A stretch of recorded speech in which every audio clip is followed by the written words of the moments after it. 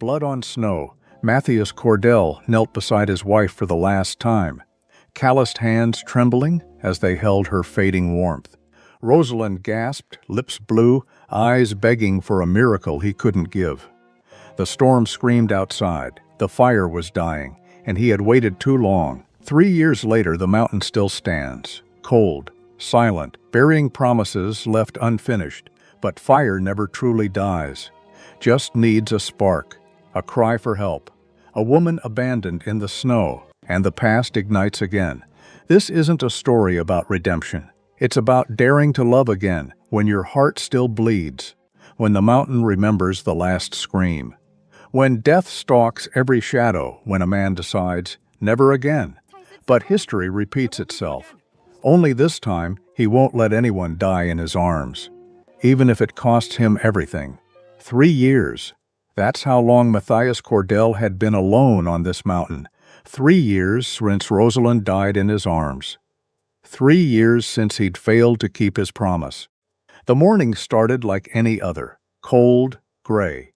Silent except for the wind cutting through the pines, Matthias stood at the fence line, hammer in hand, mending wire that didn't really need mending. But a man needed something to do with his hands, something to keep the thoughts away. The wire snapped under his grip. He cursed, soft, low. His fingers were bleeding again. He didn't notice until the blood dripped onto the snow. Red on white, blood on snow. He shook his head, wrapped his hand in a rag from his pocket, went back to work. The mountains didn't care about your grief. The fence needed fixing. The cattle needed feeding. Life moved forward whether you wanted it to or not. That's what old Zek always said. Keep moving. Keep working. Keep breathing. Eventually, the pain becomes background noise. Matthias wasn't sure he believed that, but he kept moving anyway. The sun climbed higher. Weak winter light filtering through the clouds. He'd almost finished the section when he heard it. Hoofbeats. 2 horses. Coming up the road from the valley. Matthias straightened. Squinted against the glare off the snow, Dalton Reed, his neighbor. If you could call a man who lived 5 miles away a neighbor, Dalton was riding his bay gelding, leading a sorrel mare beside him, and on that mare sat a woman. Matthias couldn't see her face from this distance. Just the dark shape of her, small, bundled in a traveling cloak that had seen better days. She sat stiff in the saddle, like someone who didn't ride often or didn't want to be there. Dalton didn't look up, didn't wave, just kept riding, past Matthias's fence, toward his own property to the north. The mail-order bride, Matthias had heard about it in town 2 weeks ago. Dalton bragging at the mercantile.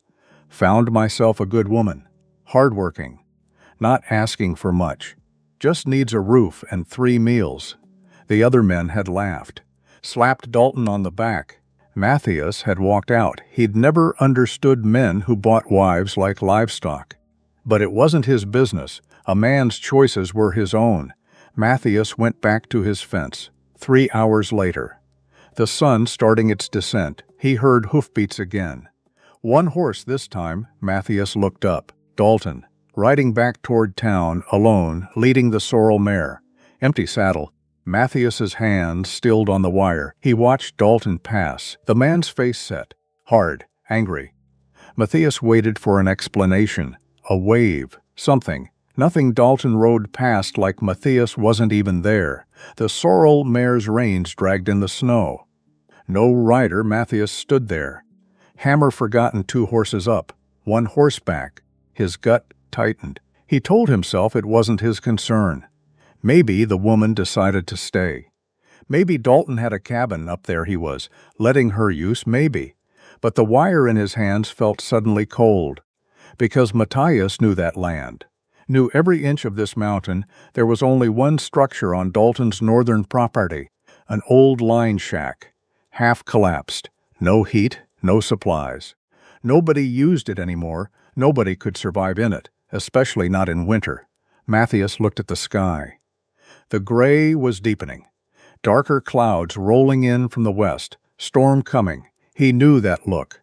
Had seen it 100 times. They had maybe 3 hours before it hit. He looked back at his fence. Half finished. Wire coiled at his feet. Then he looked north. Toward Dalton's land, his jaw tightened. Not your business. The words repeated in his head like a prayer. Not your business. Not your problem. Not your concern. A man didn't interfere in another man's affairs. That was the code out here. You minded your land, your cattle, your life. You didn't ask questions, but Matthias's hand went to his chest, to the scar beneath his shirt, the scar from 3 years ago, when he'd told himself it wasn't urgent. Told himself he had time. Told himself Rosalind would be fine until morning. She wasn't fine. She died screaming his name, begging him to save their baby. He couldn't. Both of them gone by dawn. Because he'd waited. Because he'd told himself he had time. Matthias dropped the hammer, walked to his cabin. He looked around. At the life he'd built boarded walls. Good roof. Shelves lined with books. Rosalind's shawl still draped over the chair where she'd left it. 3 years, and he hadn't moved it. Couldn't. He grabbed his heavy coat, his gloves, started packing his saddlebag, dried meat, hardtack, whiskey, medical supply. Blankets, 3 of them. Thick wool, his rifle. He checked it, loaded. Not because he expected trouble, because a man prepared for what might come. Matthias paused at the door. Looked back at the cabin, at Rosalind's shawl. "I'm sorry," he said to the empty room. Then he walked out. The first snowflakes started falling as Matthias saddled his horse. Big, wet, heavy, storm snow, his gelding. A massive buckskin named Bear, stamped and snorted. The horse knew what was coming. "Easy," Matthias murmured. Tightened the cinch. "We got work to do." He swung into the saddle. Turned Bear north. The temperature was dropping fast. He could feel it in his bones, 10 degrees. Maybe less by nightfall. Matthias knew this mountain like he knew his own hands. Every trail, every ridge, every hollow where the wind gathered and howled. In summer it was paradise. In winter it was a killer. Beautiful, deadly. It didn't care who died. He urged Bear into a trot. Following the fence line north, the snow came harder. Wind picking up. Matthias pulled his scarf over his face, squinted against the white. He reached the boundary of his land within 20 minutes, crossed onto Dalton's property without hesitation. Section 5. The search. Toward the old line shack, Matthias's jaw clenched. He followed the tracks. Bear plowing through drifts that came up to his knees. The wind screamed now, cutting. Vicious, Matthias bent low over Bear's neck. Gave the horse his head trust. That's what it came down to in a storm. You trusted your horse to find the way. Trusted yourself to hold on. Trusted God you weren't too late. The Lashkik appeared through the snow like a ghost, listing to one side, roof sagging, door hanging on one hinge. Matthias dismounted. Tied Bear to a post that looked ready to collapse. "Stay." He told the horse. Bear snorted, shook his mane. Snow flying, Matthias approached the shack. The door was closed. He pushed it open. Darkness inside. Cold. The smell of old wood and rot. "Hello?" His voice echoed in the small space. Nothing. He pulled out a match. Struck it against the doorframe. The flare of light showed him everything. Empty room. Broken chair in the corner. Pile of old blankets. Rusted stove with no wood, no woman. Matthias's chest tightened. The match burned down to his fingers. He dropped it. Struck another there. In the corner, a scrap of fabric. Dark blue. Wool. He picked it up. Held it to the light. A piece of a cloak. Torn. Like it had caught on something, Matthias closed his fist around it. She'd been here, and she'd left, or been taken or run. He stepped outside. The snow was coming down in sheets now, Defidvison maybe 20 feet. Matthias quartered the area, looking for tracks, for any sign there to the east. A single set of footprints, small, stumbling, heading toward the tree line, wrong direction. Town was south, shelter was south, east was nothing. Just wilderness and cliffs and frozen streams. Matthias swung back into the saddle. Come on, Bear. We got someone to find. The horse lunged forward, Section 6, finding Clara. But Matthias could read them. She'd been running, or trying to. The gait was uneven. One foot dragging, injured maybe, or just exhausted. The tracks led into the pines. Matthias ducked under low branches, snow dumping onto his shoulders. Bear pushed through, breathing hard. The forest was dark, dense. The storm muffled above the canopy, but the cold was worse here, still waiting. Matthias's breath came out in clouds. "Hello," he called. The trees swallowed his voice. He called again. Nothing, just the wind, the creak of branches, the soft thud of snow falling from the pines. Matthias kept going. The tracks were nearly invisible now, just slight depressions in the white. Easy to miss if you didn't know what to look for. She'd been here maybe 2 hours ago, maybe 3, in this cold. That was a lifetime. Matthias felt the familiar clench in his chest. Not again, please. Not again. He pushed Bear harder. The trees began to thin, opening into a small clearing, and there, at the base of a massive pine, a shape dark against the white, Matthias was off Bear before the horse fully stopped. He fell to his knees beside her. The woman was curled on her side, facing away from him. Her cloak was torn, one arm bare. Fingers blue, snow had drifted over her. Like the mountain was trying to bury her, Matthias grabbed her shoulder, turned her. Her face was gray, lips purple, eyes closed. No, the word came out harsh, desperate. He pressed his fingers to her throat, matching, there a pulse, faint, slow. "But there, I got you," Matthias said.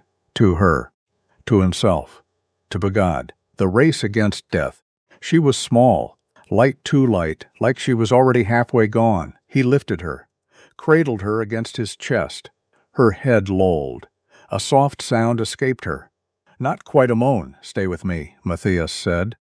He carried her to Bear. Getting her into the saddle was awkward. She couldn't help, couldn't hold on. Matthias, mounted behind her, pulled her back against his chest, wrapped his arm around her, holding her upright, holding her together. "Go," he told Bear. The horse turned, headed south. Home, Matthias bent over the woman, sheltering her from the wind with his body. He could feel her shaking. Violent tremors, that was good. Shaking meant the body was still fighting. But shaking also meant cold. Meant dying. Matthias had seen it before. Frostbite. Hypothermia. You had maybe an hour, maybe less. After that, the body just gave up, stopped shivering, stopped fighting, went quiet. Rosalind had gone quiet at the end. Matthias pushed the memory away. Not now. Focus. The ride back was endless. Minutes felt like hours. The woman in his arms grew heavier. Limper, Matthias kept talking to her. "Stay awake. You hear me? Stay awake." No response. "What's your name?" "Nothing." "Come on. Tell me your name." Her lips moved, barely a whisper. So soft he almost missed it. "Clara." Matthias' chest loosened. "Just slightly, Clara." "Good. I'm Matthias. You're going to be okay, Clara." She didn't respond again. The cabin appeared through the snow. Matthias had never been so grateful to see it. He dismounted, lifted Clara down. Bear followed them to the porch, standing close. Like he understood. "Good boy," Matthias said. He'd tend the horse later. Right now, Matthias kicked the door open, carried Clara inside. Section 8. Saving her life. He laid her on the floor in front of the hearth, grabbed wood, built the fire back up. Flames roared to life. Heat flooded the room, but Clara didn't respond. Matthias knelt beside her, peeled off her wet cloak. Her dress underneath was soaked, frozen in places. He hesitated, then reached for the buttons. A woman's modesty mattered, but not more than her life. He worked quickly, efficiently, removed the wet dress, the soaked undergarments, wrapped her in dry blankets. 3 layers. Her skin was ice. Matthias rubbed her hands, her arms, trying to bring circulation back. Her fingers were the worst, white, waxy, frostbite. Matthias filled a basin with lukewarm water, not hot. Hot water would damage the tissue. He immersed her hands, Clara gasped, eyes flying open. Matthias caught her wrists, held them in the water. I know it hurts, but we have to warm them slowly. She stared at him, wild-eyed. Panicked. Who? Matthias Cordell. I found you in the woods. Her gaze darted around the cabin, taking it in the fire, the blankets, her state of undress. Where? My cabin. You're safe. She tried to pull her hands away. Matthias held firm. Clara. That's your name, right? A jerky nod, Clara. You have frostbite. If we don't warm your hands properly, you'll lose your fingers. Understand? Tears spilled down her cheeks, but she stopped fighting. Matthias kept her hands in the water. 5 minutes 10. The color started coming back. Pink. Then red. Clara's breathing hitched. Little gasps of pain, I know, Matthias said. Quiet, steady. I know it hurts. He pulled her hands from the water, dried them carefully. The fingertips were blistered.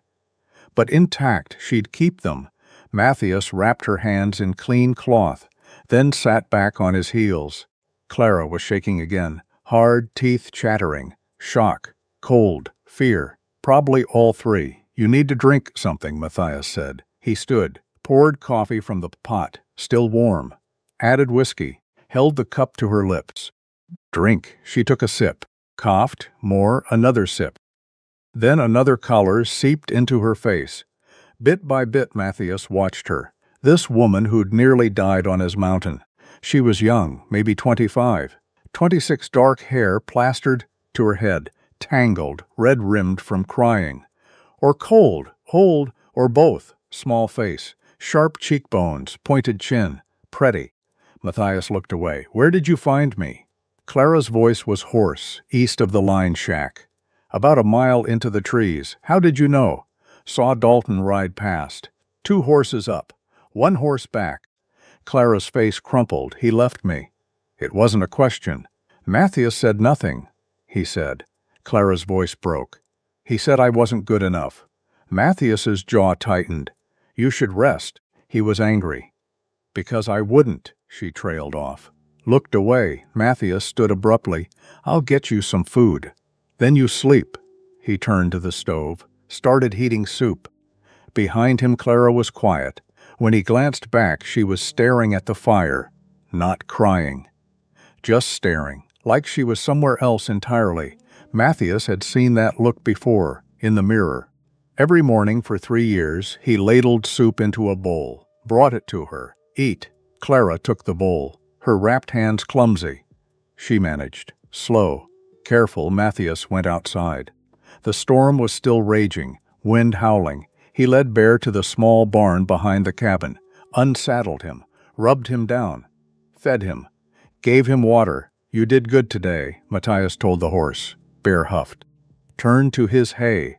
Matthias stood in the barn doorway, looking at the cabin, light glowing in the windows. For the first time in 3 years, there was someone else inside, someone alive. Someone who needed him. Matthias didn't know how to feel about that. He closed the barn door, walked back to the cabin. Inside, Clara had finished the soup. The bowl sat on the floor beside her. She was lying down now, eyes closed, breathing steady, asleep. Matthias stoked the fire, added more wood, then he pulled a chair close to the hearth, sat down, leaned back. He'd sleep here tonight. Make sure she didn't take a turn for the worse. Make sure the fire didn't go out. Make sure. Always making sure. Never quite sure enough. Outside the wind screamed, inside the fire crackled. And Matthias Cordell sat watch over a woman he didn't know, because 3 years ago he'd failed to keep watch over the woman he loved. He wouldn't fail again. Section 9. Morning after. He sat up, disoriented. Morning light filtered through the windows, weak. Gray, the fire was burning. Fresh wood. And standing at his stove was Clara. She was wearing one of his shirts. It hung to her knees. Sleeves rolled up a dozen times. Her hair was still damp, pulled back in a messy braid. She favored her left foot, limping slightly. But she was upright. Alive. You should be resting, Matthias said. Clara jumped. Nearly dropped the coffee pot. I didn't hear you wake. You need to stay off that foot. It's fine. It's not fine. You were half frozen last night. Clara set the coffee pot down, turned to face him. In the daylight, he could see her better. The amber eyes, the sharp features, the stubborn set of her jaw. I'm not an invalid, she said. Didn't say you were, and I won't be a burden. Matthias stood, crossed to the stove, poured himself coffee. You're not a burden. Then what am I? He met her eyes. Someone who needed help? Clara looked away. Thank you. For last night. For finding me, Matthias nodded. They stood in awkward silence. Clara broke it first, the storm. Has it passed?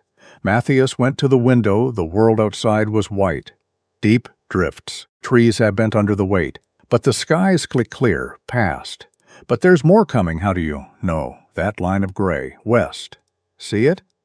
Clara moved to the window, stood beside him, close enough he could smell her. Soap, coffee. Something else. Fear, maybe. I don't see anything, she said. You're not looking right there. Along the ridge, she squinted. Oh, yes, I see it. We got maybe 2 days before the next one hits. Clara wrapped her arms around herself. I should go where, town? Find work. Somewhere. You won't make it a mile. You don't know that. I do. Look at your foot. Clara glanced down. The foot she'd been favoring was swollen. Bruised, it's fine. It's sprained. Maybe broken. I've walked on worse. Matthias turned to face her. You head out now. In your condition. You'll die. Better than staying here. Ruining your reputation. Matthias almost laughed. My reputation. People will talk. An unmarried woman. Under your roof? Let them talk. You don't understand. I understand plenty. Clara's eyes flashed. Do you? Do you understand what it's like to be cast off? Thrown away? To have everyone assume you're worthless because one man decided you weren't good enough? Matthias was quiet. Then, yes, Section 10. Shared grief. I don't. My wife died 3 years ago. The words came out flat. Emotionless. The whole town blamed me. Said I should have taken her down the mountain sooner. Said I waited too long. Said I killed her. Clara's hand went to her mouth. I'm sorry. Point is, I know what it's like when people talk, when they judge, when they decide who you are before you open your mouth. He stepped closer. You're welcome to stay here, long as you need. I got a spare room. I'll set it up for you. I can't. You can, and you will, because going out there right now is suicide. Clara's jaw worked. 3 days, she said finally. 3 days what? I'll stay 3 days, until the next storm passes. Then I leave. Matthias nodded. 3 days. They looked at each other. Something passed between them. Understanding, maybe, or just recognition. 2 people who'd been left behind. 2 people trying to survive. I'll make breakfast, Clara said. You should rest. I've been resting. I need to move. Matthias didn't argue. He went outside. The world was transformed. Snow everywhere. Pristine. Blinding beautiful. Deadly. Matthias checked on Bear. The horse was fine. Warm in his stall. Then he started shoveling paths to the barn, to the woodpile. To the outhouse. The work was hard. Mindless good. He needed to think about Clara. About why Dalton had left her. About what would happen when word got out, because word would get out. It always did. Small towns. Long winters. People needed something to talk about. Matthias didn't care what they said about him, but Clara. She'd already been abandoned once. He wouldn't let it happen again. Inside the cabin, Clara had made eggs, bacon, cornbread. Real food. Matthias couldn't remember the last time he'd eaten real food. He'd been living on hardtack and jerky for months. This is good, he said. Clara smiled. Small. Uncertain. Thank you. They ate in silence. Matthias kept glancing at her, at the way she moved. Careful. Precise. Like she was afraid of taking up too much space. Like she'd been trained to be invisible. Where are you from? He asked. St. Louis. Long way from home. I don't have a home. The words were matter of fact. Parents? Dead. Cholera. When I was 12, siblings? No. Matthias nodded. Alone then. Like him? What did you do? worked in a dress shop. Mrs. Henley's. Good work? Clara's face darkened. No, she didn't elaborate. Matthias didn't push. After breakfast, he showed Clara the spare room. It was small. Bare a bed, a chair, a trunk. It's not much. Matthias said. It's perfect. Clara sat on the bed. Tested the mattress. This is yours? Was. I'll sleep out by the fire. You don't have to. I do. Clara looked up at him. Why are you helping me? Matthias was quiet because someone should have helped my wife. And no one did. He turned to leave. Matthias, he paused. I won't forget this. What you're doing, he nodded. Closed the door behind him. Left her alone. In the main room, he stood by the fire. Rosalind's shawl still on the chair. He picked it up. Held it. The fabric was soft. Worn, it didn't smell like her anymore. Hadn't for a long time. Matthias folded it carefully. Put it in the trunk by the door. Then he went back to work. Section 11. Building boundaries. Clara woke early. Matthias was already up. Outside, chopping wood, she watched him through the window, the rise and fall of the axe, the way his shoulders moved, the steady rhythm. He was a large man, tall, broad, intimidating, but his hands had been gentle when he'd wrapped her frostbitten fingers, his voice soft when he'd told her to drink. Clara didn't know what to make of Matthias Cordell. The town had talked about him sometimes, the hermit on the mountain, the rich man who'd lost everything. Mrs. Henley used to say he was crazy. Grief makes men dangerous, she'd say. Lips pursed, eyes narrow, but Matthias didn't seem dangerous. Just, Clara knew, she dressed. In her own clothes this time. Matthias had washed them, hung them by the fire to dry. The dress was old, patched, faded, but it was hers. Outside, Matthias was stacking wood. Clara approached. Slowly, he glanced up.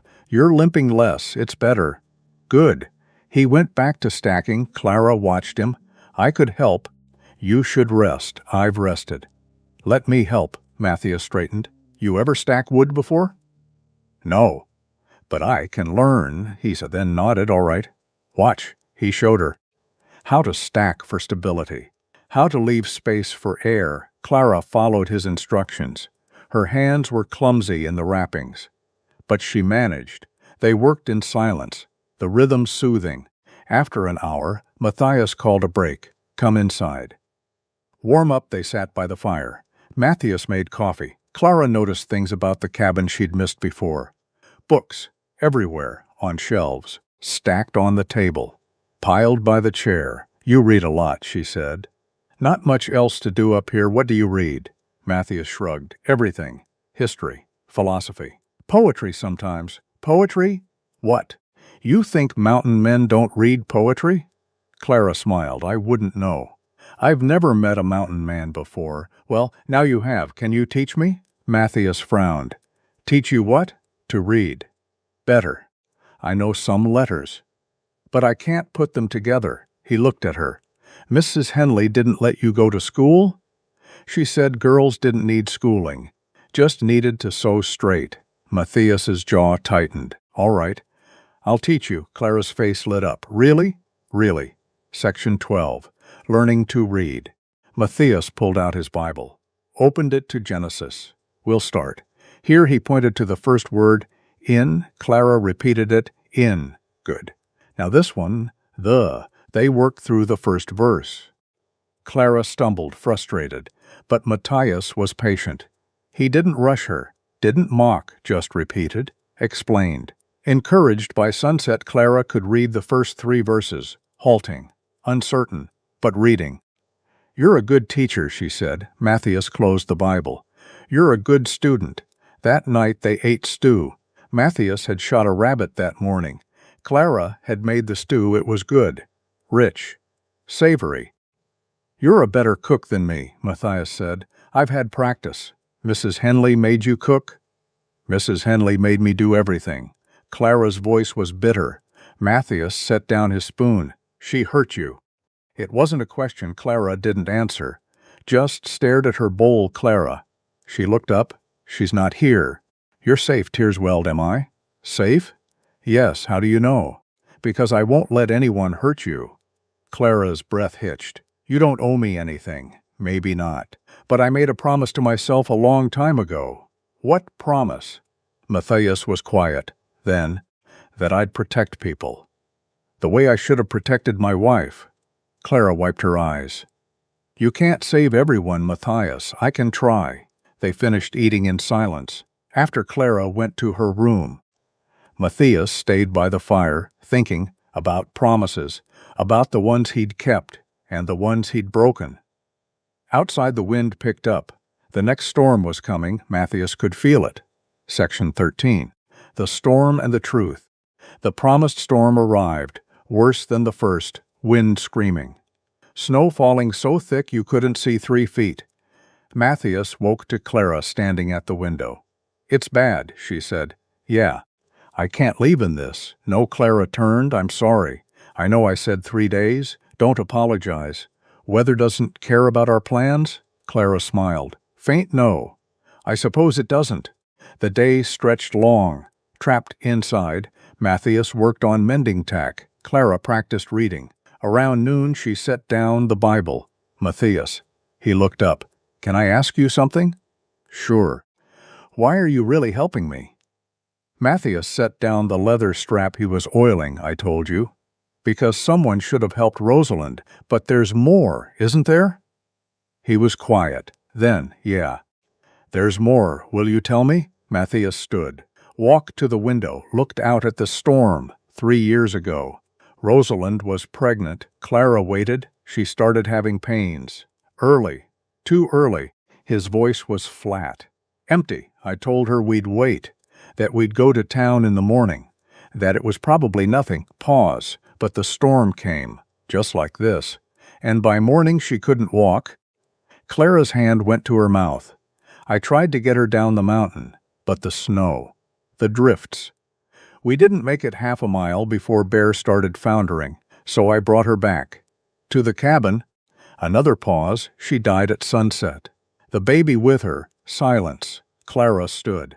Crossed to him. "I'm sorry." Matthias didn't look at her. "I promised her that I'd keep her safe. That I'd protect her.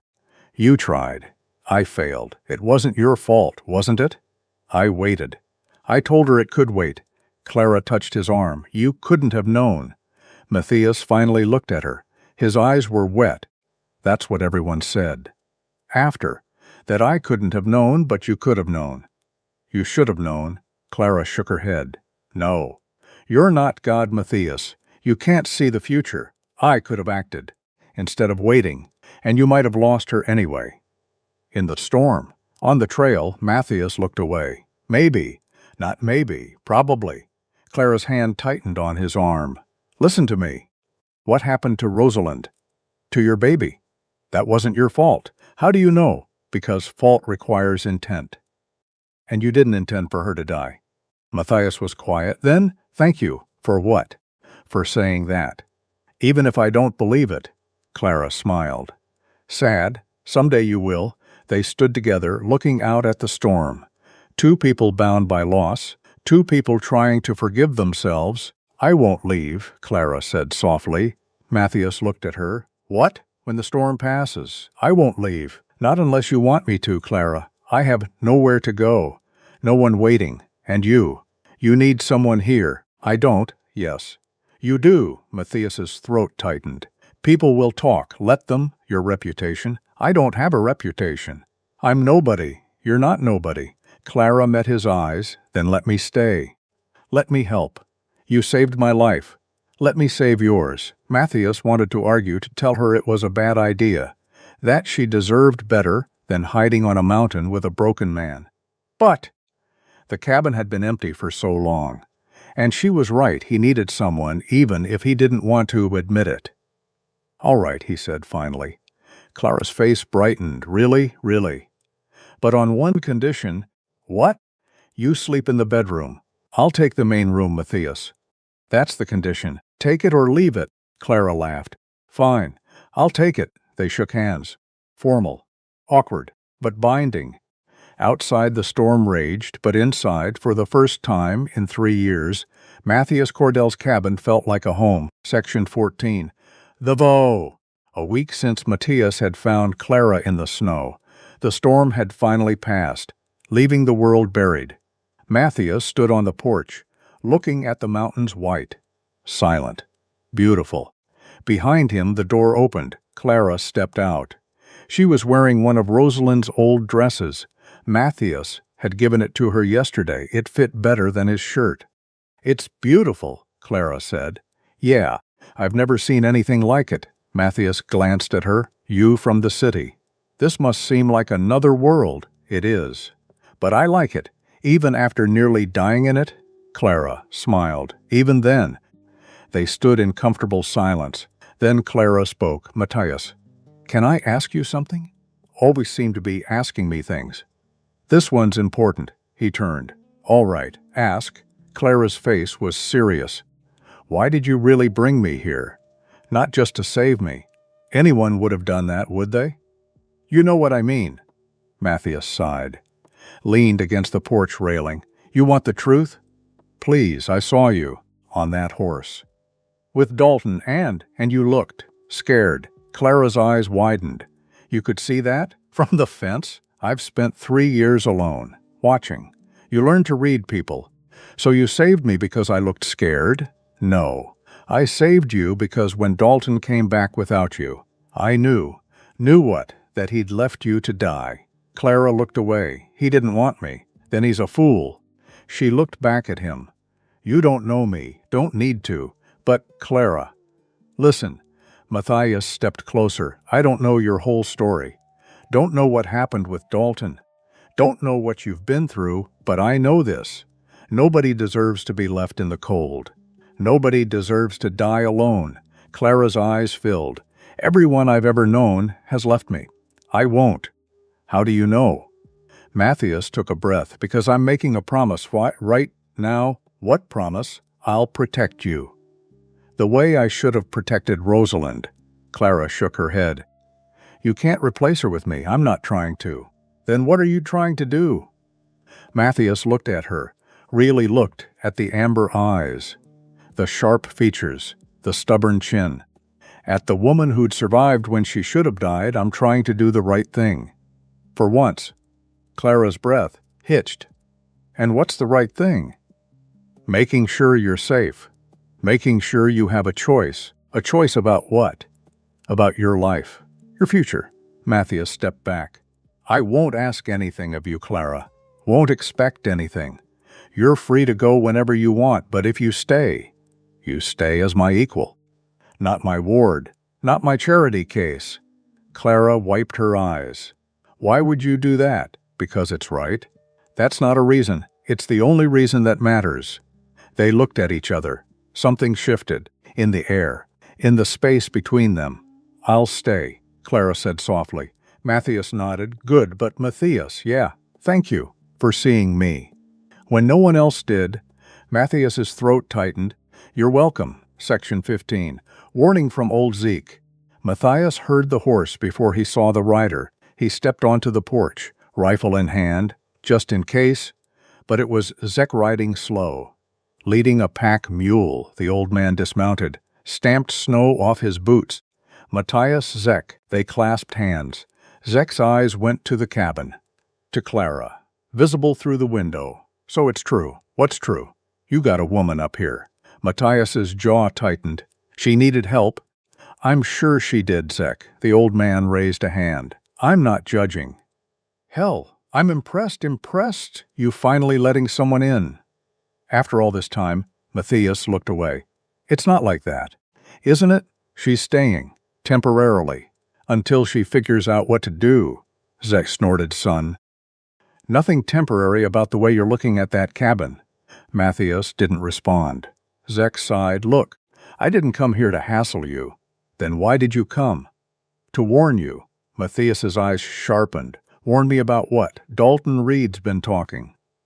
"Down in town." Matthias's hands clenched. "What's he saying?" "That his bride ran off. Stole money. That he wants her back. She didn't steal anything, I believe you. But the law might not." "The law?" Sheriff Nathan's asking questions. "About the girl. About where she is." Matthias's chest tightened. "Nathan coming up here?" Not yet. But soon Zek stepped closer, Matthias. You need to be careful. This could go bad fast. I'm not sending her back. Didn't say you should. But you need to be smart about this. Smart how? Get ahead of it. Go to town. Tell your side. Matthias shook his head. I leave. Dalton could come up here, so bring her with you. She's not ready. Then you got a problem. Matthias looked at the mountains, at the white peaks. The endless sky. I'll handle it. Zek clapped him on the shoulder. I know you will. Just wanted you to know what's coming. Thanks, Zek. The old man mounted his horse. One more thing, yeah? That girl. She's lucky to have you. Matthias didn't answer. Zek rode away. Matthias stood on the porch, long after the old man disappeared. Inside, Clara was at the stove, humming softly, making supper.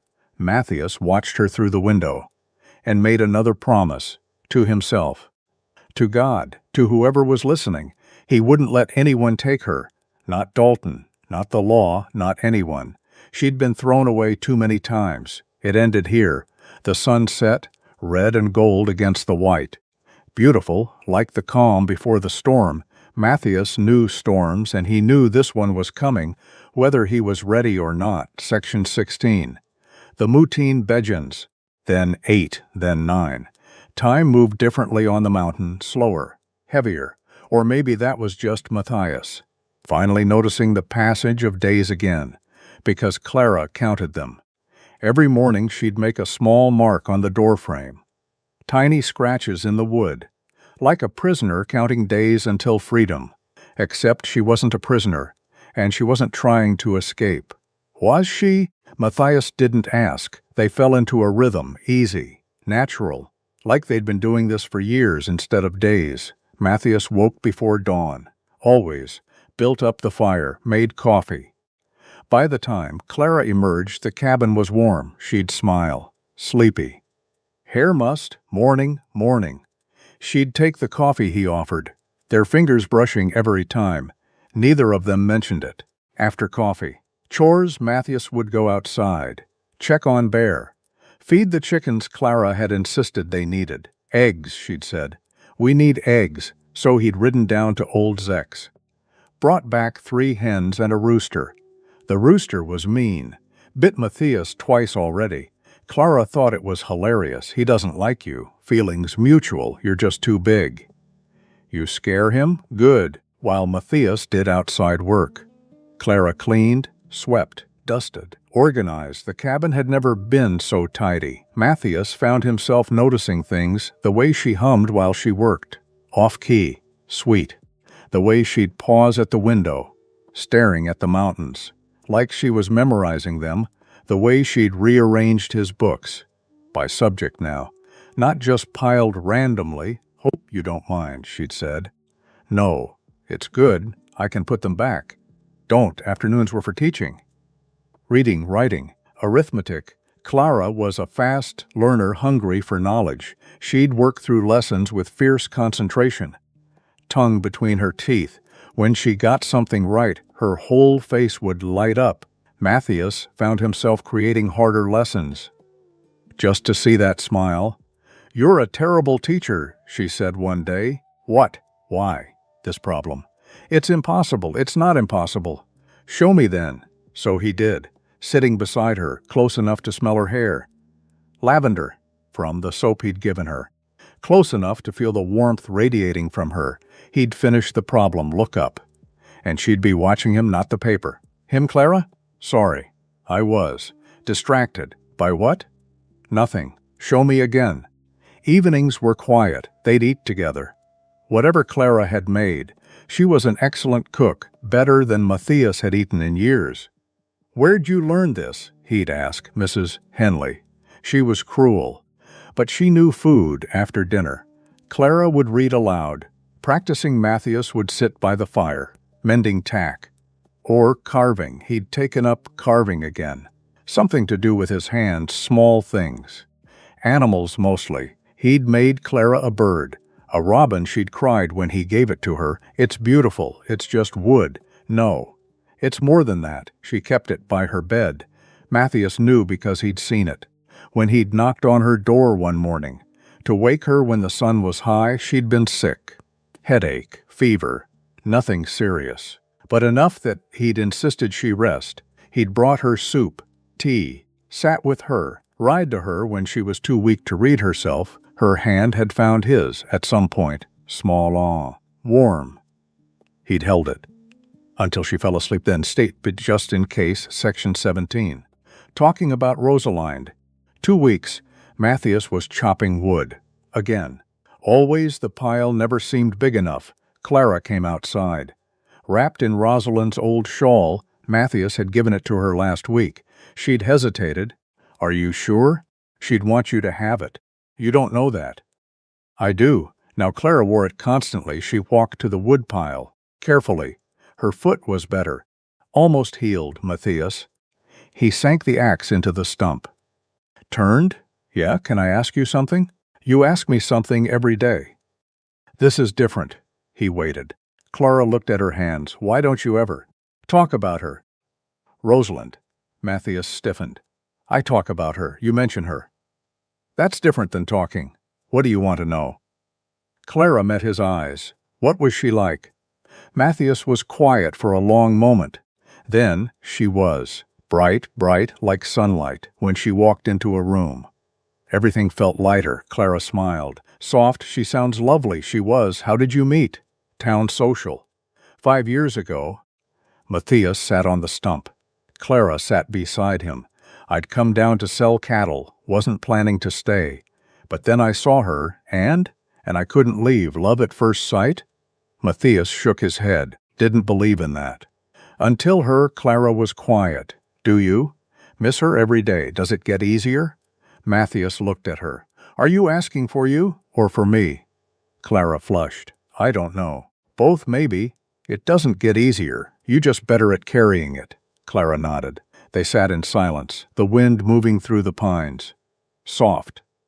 Steady. Can I tell you something? Clara said. Always. I'm glad you found me that day. In the snow, Matthias's throat tightened. Me too. Clara leaned against his shoulder, just for a moment. Then she stood.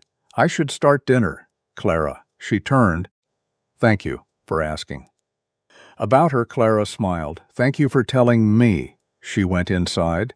Matthias sat alone, looking at the mountains. Rosalind had loved these mountains, had loved this life. For the first time in 3 years, the grief didn't feel quite so heavy. Maybe Clara was right. Maybe you just got better at carrying it. Section 18. The second warning. 3 weeks since Matthias had found Clara. Old Zek arrived at noon. Matthias saw him coming. From a half-mile away, the old man rode slow. Tired, something was wrong. Matthias met him at the fence. Zek. Matthias. The old man dismounted. Stiff coffee? Please, inside. Clara took one look deck and poured 3 cups. They sat at the table. Zek warmed his hands on the cup. You look tired, Clara said. Am tired. Getting old, aren't we all, Matthias said. Zek smiled. But it didn't reach his eyes. I got news.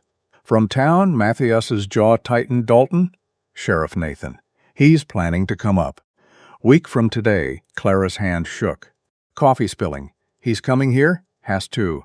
Dalton filed a formal complaint. On what grounds? Matthias asked. Theft. Says Clara took $300. And a silver watch. That's a lie, Clara said. Voice sharp. I know it is. But Dalton's got paper. Contract. Says you're legally bound to him. Clara stood. Pacing. I didn't take anything. I didn't even see any money. I believe you. But the law doesn't care, Matthias said. Zek nodded. Sheriff Nathan's a good man. But he's bound by rules. So what do we do? Clara asked. Zek looked at Matthias. You got a choice. Let Nathan take her back for questioning. Or you fight. Matthias stood. I'm not letting anyone take her, Matthias. Clara started. No, you're staying. I don't care what Dalton says, Zek sighed. Son, you fight this. Could cost you everything. Then it cost me everything. Clara crossed to him. You can't. Your reputation, your life here. My life here doesn't mean anything if I let you get hurt. Tears filled her eyes. Why are you doing this? Matthias cupped her face. Because it's right. And because I care about you. The words hung in the air, heavy true. Clara's breath hitched. Matthias, he dropped his hands. Step back, Zek. Tell Nathan. If he wants Clara, he goes through me. The old man nodded. I'll tell him. But Matthias, be ready.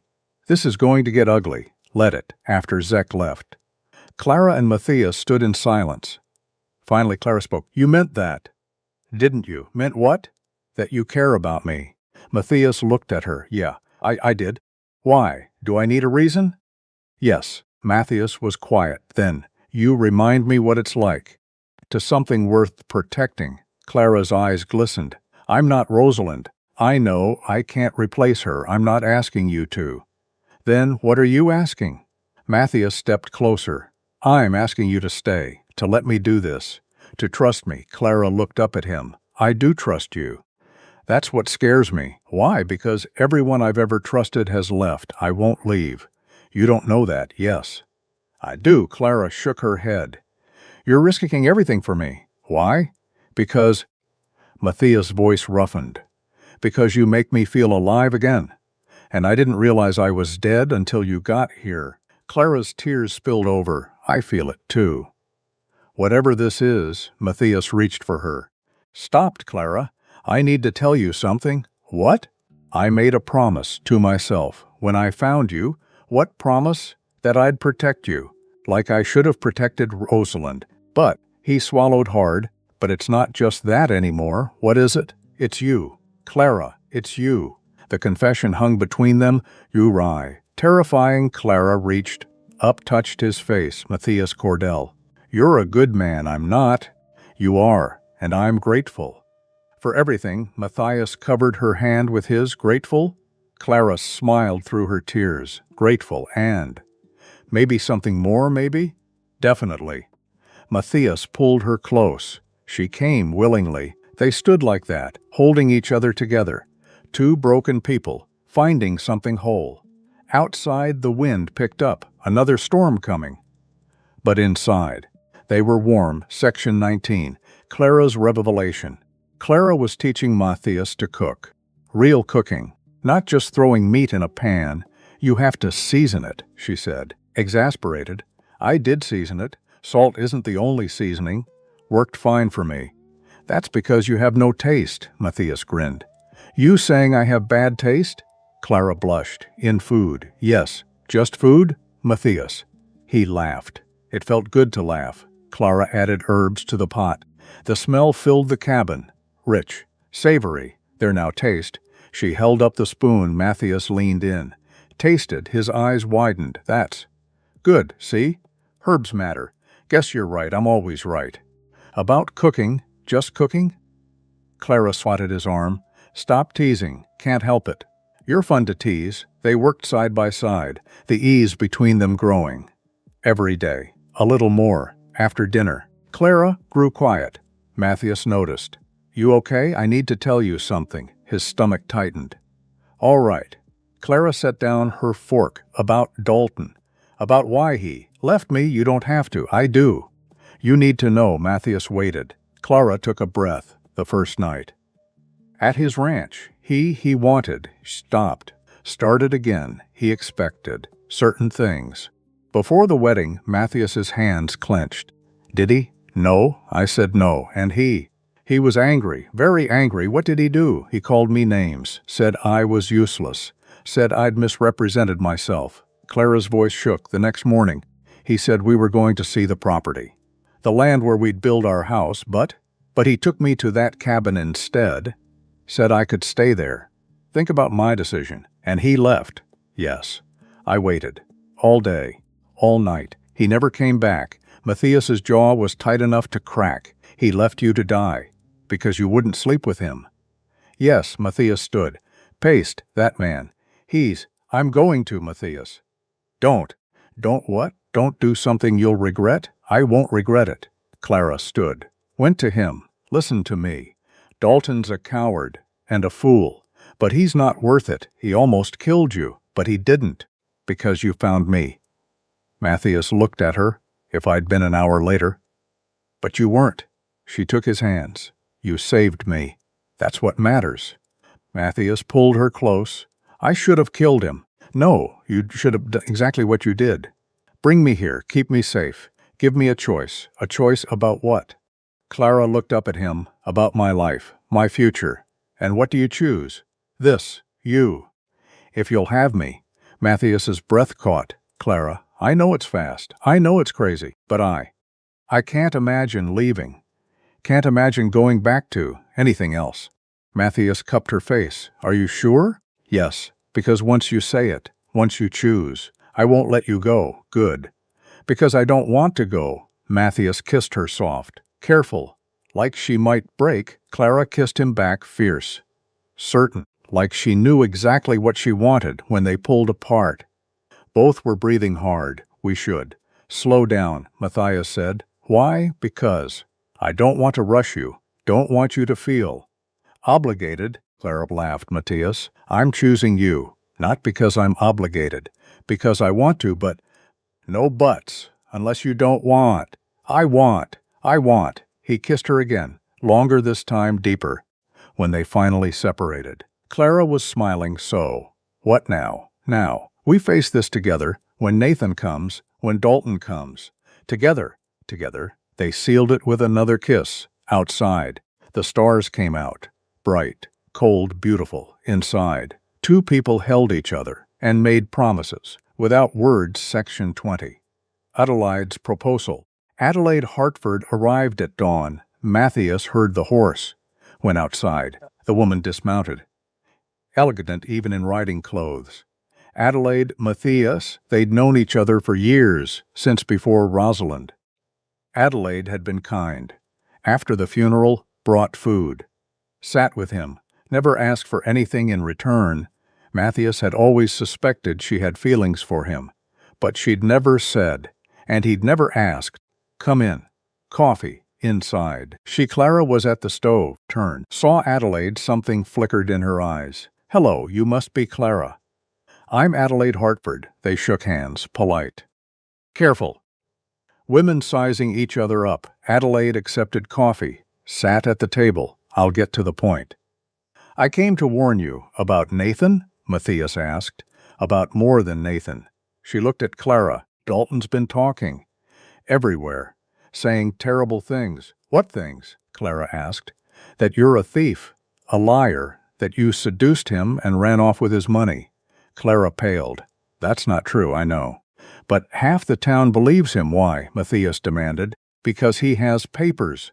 Evidence. Or what looks like evidence. What kind of evidence? Adelaide pulled out a folded paper. This. It's a copy. The original is with Sheriff Nathan. Matthias unfolded it. A letter. In feminine handwriting. Dear Dalton. I'm sorry. I can't be the wife you need. I've taken what I'm owed. Consider us even. Clara. Matthias looked up. This is fake, I know. Clara didn't write this, we know. But can you prove it? Clara leaned over. Read the letter. That's not my handwriting. It's similar. But not mine. Dalton must have had someone forge it, Adelaide said. But why? Clara asked. Why go to all this trouble? Matthias folded the letter because he's covering his tracks. If you're a criminal, he's the victim. Exactly, Adelaide said.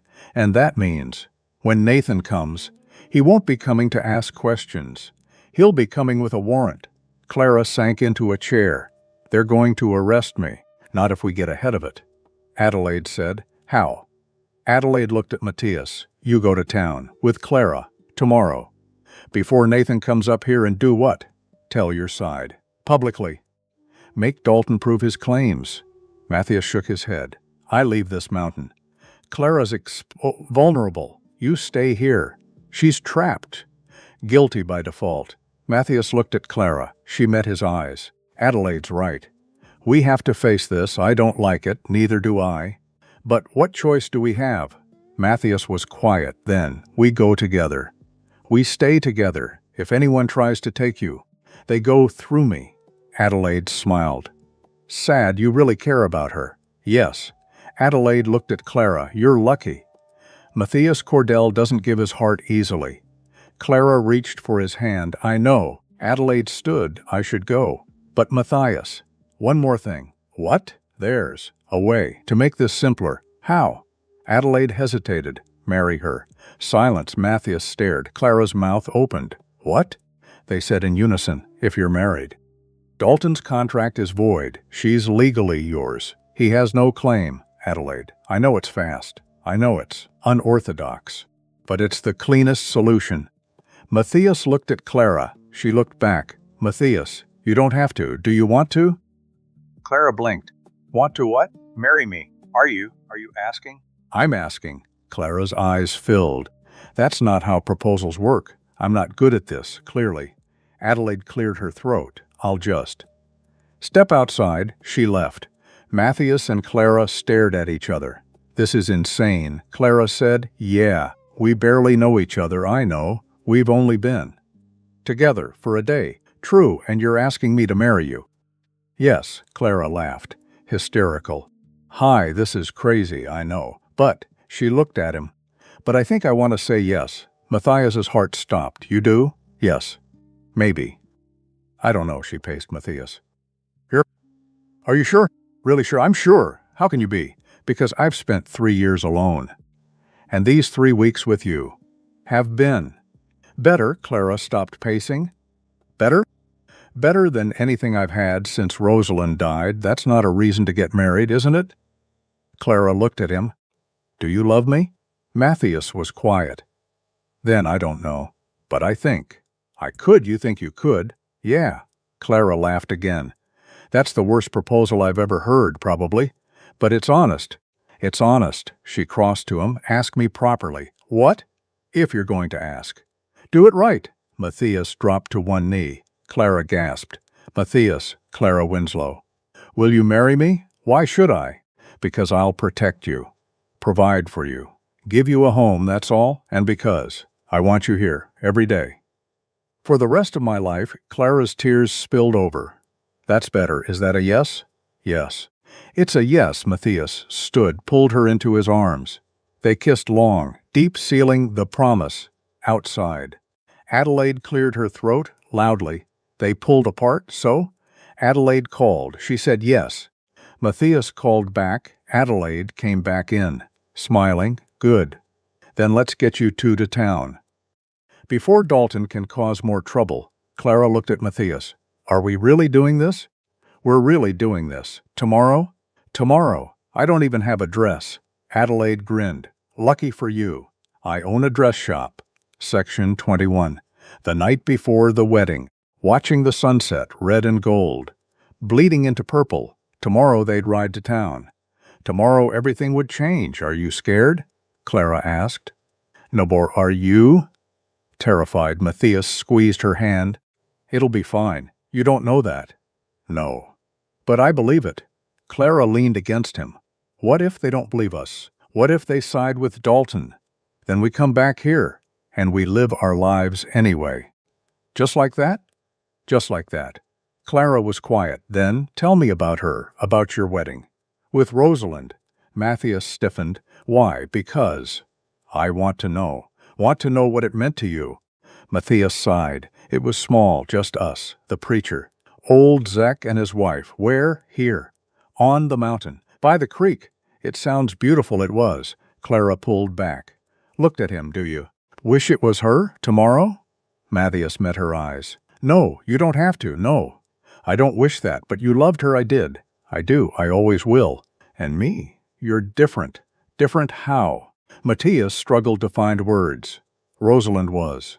My first love. My great love, but you're my second chance. And that's its own kind of miracle. Clara's eyes filled. I don't know if I can live up to that. You don't have to live up to anything. Just be you. What if that's not enough? It's enough. They kissed, soft, sweet, when they pulled apart. The stars were out. We should sleep, Matthias said. Long day tomorrow. I don't think I can sleep. Try inside.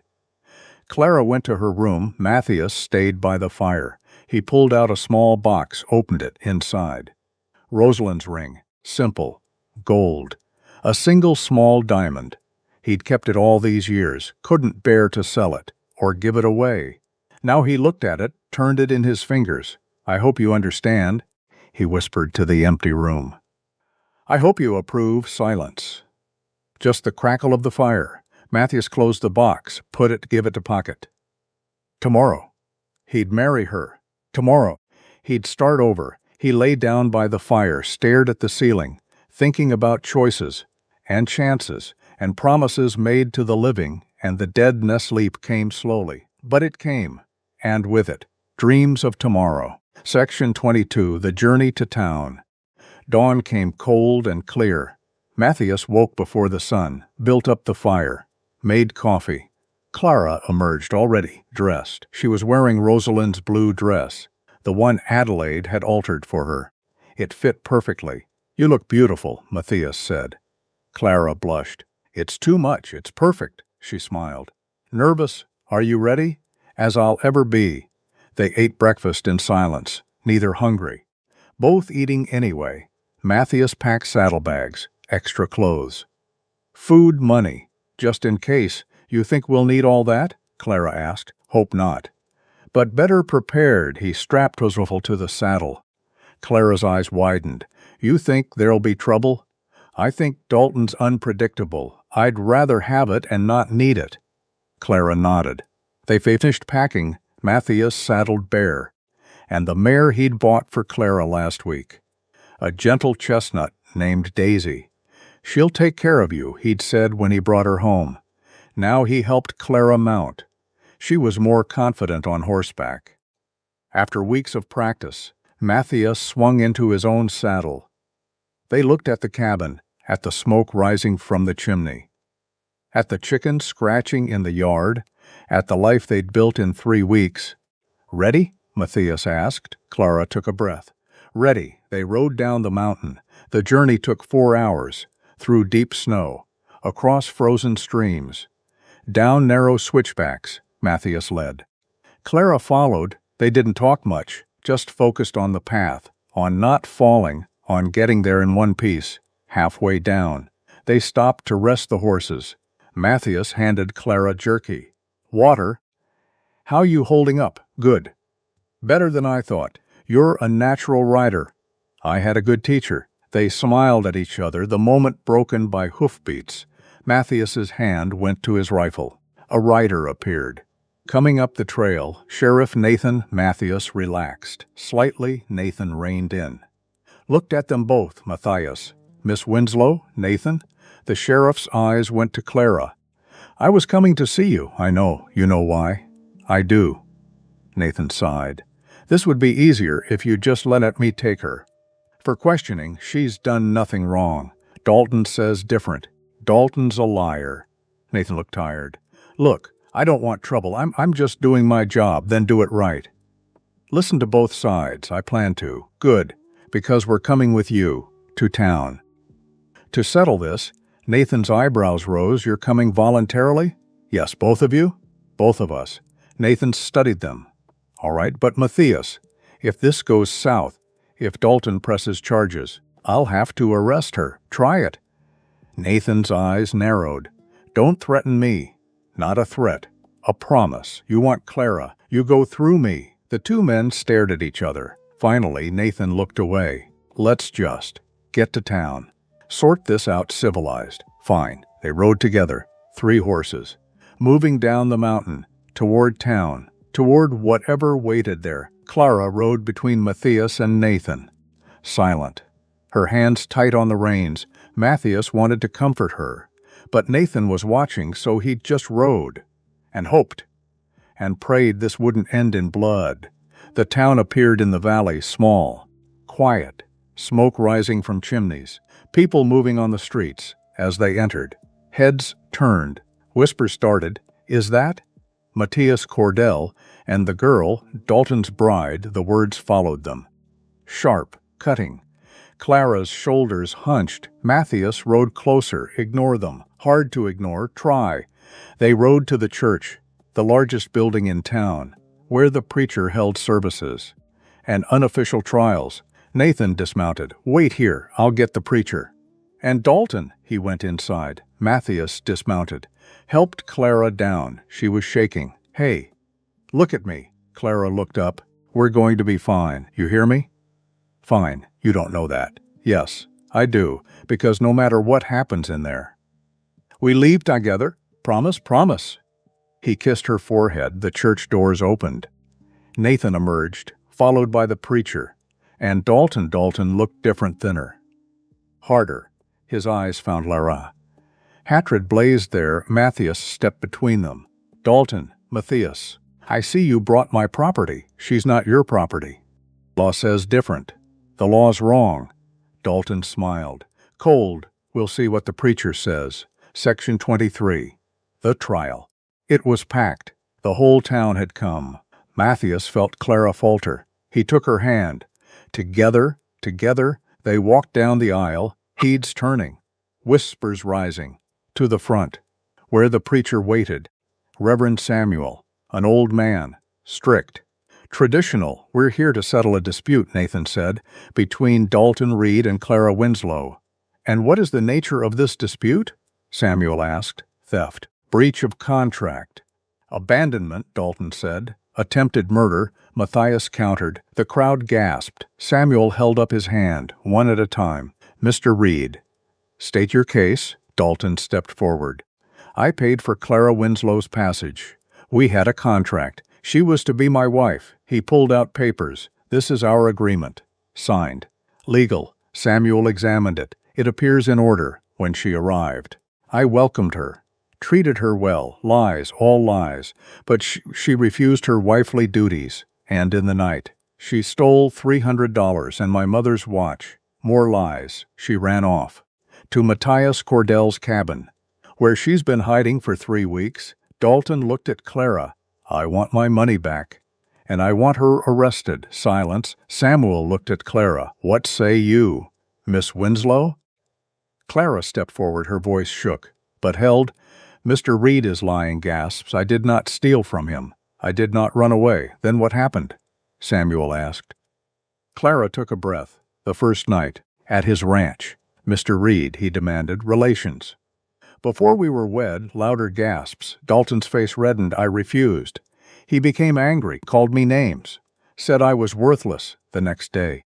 He said we would see the land, but instead, he took me to an abandoned cabin and left me there. You're lying, Dalton said. Am I? Asked Mr. Cordell. He found me 3 days later.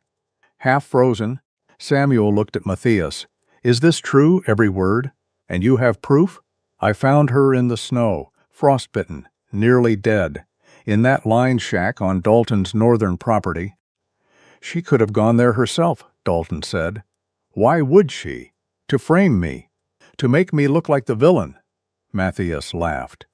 You are the villain, the crowd murmured. Samuel raised his hand again. Order, please. He looked at Dalton. Do you have proof of this theft? Witnesses? Dalton pulled out the forged letter. This, in her handwriting. Confessings. Samuel read it. Looked at Clara. Is this your hand? No, someone forged it. Can you prove that? Clara hesitated. Then, give me paper. A pen. I'll write the same words. You can compare. Samuel nodded. Paper and pen were brought. Clara wrote, slowly, carefully, the same words from the letter. Samuel compared them. His frown deepened. These are not the same hand. Dalton's face went white. She's disguising her writing. Or you forged this letter, Matthias said. The crowd erupted. Voices raised. Accusations flying. Samuel banged his hand on the pulpit. Silence. Everyone quieted. Samuel looked at both of them. This is a serious matter. We need more time, more evidence. I have evidence, said a voice from the back. Everyone turned. Old Zek walked down the aisle in his hand. A piece of cloth. I found this at the line shack. Week after the blizzard, he handed it to Samuel. It's a piece of dress. Blue wool. Matches what Miss Winslow was wearing when Matthias found her. So, Dalton said. Proves nothing. Proves she was there. Where you left her, I didn't. And I found something else. Zek pulled out a watch, silver, engraved, this, in your barn. Dalton. Hidden under the straw. Dalton's face went slack. That's your mother's watch. The one you said Clara stole. Silence, thick, heavy. Dalton opened his mouth, closed it. Samuel looked at him. Mr. Reed, do you have an explanation? Aye. She must have. Put it there. When? She's been on the mountain for 3 weeks. No answer. Samuel's face hardened, it appears. Mr. Reed, that you have lied to this assembly. I haven't. You have forged evidence, made false accusations, and attempted to have an innocent woman arrested. No, furthermore, by your own admission, you abandoned Miss Winslow in dangerous conditions, which constitutes, in the eyes of the law, attempted murder. The crowd erupted again. Nathan stepped forward. Reverend, what's your ruling? Samuel looked at Dalton. Dalton Reed, you are guilty of perjury, false witness, and endangerment. He turned to Clara. Miss Winslow, you are innocent of all charges.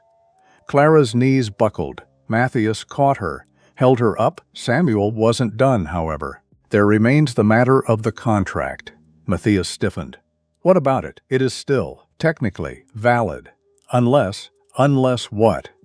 Samuel looked at Clara. Unless Miss Winslow is married to someone else. Matthias pulled the ring from his pocket.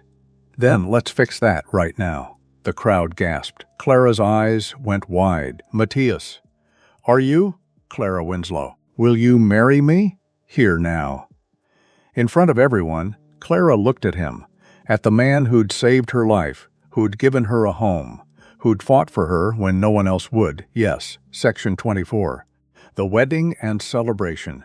Turned to Samuel. Marry us. Samuel blinked. Now. The old preacher looked at them both, then smiled. Very well, let us begin. And there, in that church, in front of the whole town, Matthias Cordell and Clara Winslow were married. Quick, simple. When Samuel pronounced them husband and wife, Matthias kissed Clara long, deep. The crowd erupted in applause. Not everyone, but enough. When they pulled apart, both were crying, happy tears. Finally, Dalton lunged forward. This is wrong. She's mine. Nathan grabbed him. Dalton Reed, you're under arrest for what? Perjury. Attempted murder. Take your pick. Nathan dragged him away. Dalton screaming, cursing, but it didn't matter, because Clara was safe. And Matthias, for the first time in 3 years, was home. The church emptied slowly. People filing past, some smiling, some silent. Adelaide was first. She hugged Clara. Tight. I'm so happy for you. Thank you. For everything. You deserve this. Old Zek clapped Matthias on the back. 'Bout time you let yourself live again. Yeah. Took me long enough. Better late than never. They stood on the church steps, husband and wife. The words felt strange. New real. Clara looked at the ring on her finger. Sybil, gold beautiful. This was hers, wasn't it? Not a question. Matthias nodded. Is that? All right. Clara touched the ring. Gently. It's perfect. She'd want me to have it. How do you know? Because she loved you. And you chose me. Matthias pulled her close. I did. I do. They kissed. Right there, on the church steps, in front of God and everyone, when they pulled apart. Adelaide was grinning. You two need to eat. Celebrate properly. We should get back to the mountain, Matthias said. Nonsense. It's your wedding day, Adelaide. The hotel. Dinner. My treat. Clara looked at Matthias. Can we? Just for tonight? Matthias hesitated, then nodded. One night, Adelaide clapped her hands. Wonderful. I'll make arrangements. She bustled off. Matthias and Clara stood alone. Mrs. Cordell, Matthias said. Clara smiled. Say it again. Mrs. Cordell, I like the sound of that. Me too. They walked to the hotel hand in hand. People stared. Let them. The hotel was small. Simple, but clean. Adelaide had reserved the best room. For the newlyweds, she said. Eyes twinkling, Clara blushed. Matthias carried their bags upstairs. The room was cozy, a large bed, a window overlooking the street. A small table with 2 chairs. Clara went to the window, looked out at the town. It's strange. Being here, strange how? I thought I'd be scared, coming back to town. But I'm not. Why not? She turned. Because you're here. Matthias crossed to her, wrapped his arms around her from behind. They stood like that, watching the sunset, watching the world turn gold. Then orange, then purple. "I love you," Matthias said. Clara's breath caught. "What, I love you? Should have said it before. But I'm saying it now." Clara turned in his arms. "You love me?" "Yes, are you sure?" "I'm sure." Tears filled her eyes. "I love you too." So much. They kissed, soft.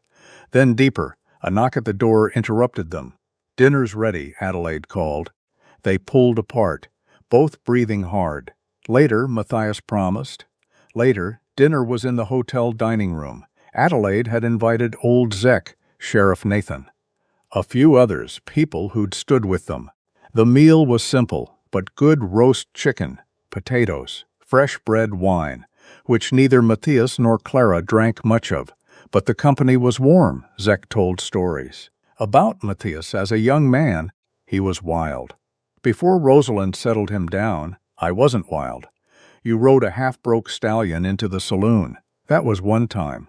Everyone laughed. Clara smiled, watching Matthias, seeing this side of him. Young, reckless, full of life. She wanted to know that man, wanted to bring him back after dinner. Adelaide stood. A toast to Matthias and Clara. "May your love be strong, your days be long, and your happiness endless." "Hear, hear," everyone said. They drank then, one by one. People left until only Adelaide remained. "I should go too. Let you two. Enjoy your evening," she winked. Clara blushed again after Adelaide left. Matthias and Clara sat in silence, the dining room empty now. "Just them you tired?" Matthias asked. "No, you know. What do you want to do?" Matthias grinned. "I have a few ideas." Clara laughed. They went back to their room slowly, taking their time, savoring the moment. At the door, Matthias paused. "Clara, if you're not ready, we can wait." "Wait for what?" "For." "You know," Clara cupped his face. "Matthias Cordell, I married you. I love you. I'm ready." "You're sure?" "I'm sure." He carried her over the threshold like a proper bride. Clara laughed, surprised. "What are you doing?" "Tradition. I didn't know you cared about tradition." "I don't. But you deserve it inside." He set her down gently. They stood facing each other, nervous, excited. Clara reached for the buttons on her dress. Matthias caught her hands. "Let me." He unbuttoned her dress. Slowly, reverently, like she was precious, fragile, when the dress fell. Clara stood in her undergarments, self-conscious. "You're beautiful," Matthias said. "I'm not." "You are." He kissed her.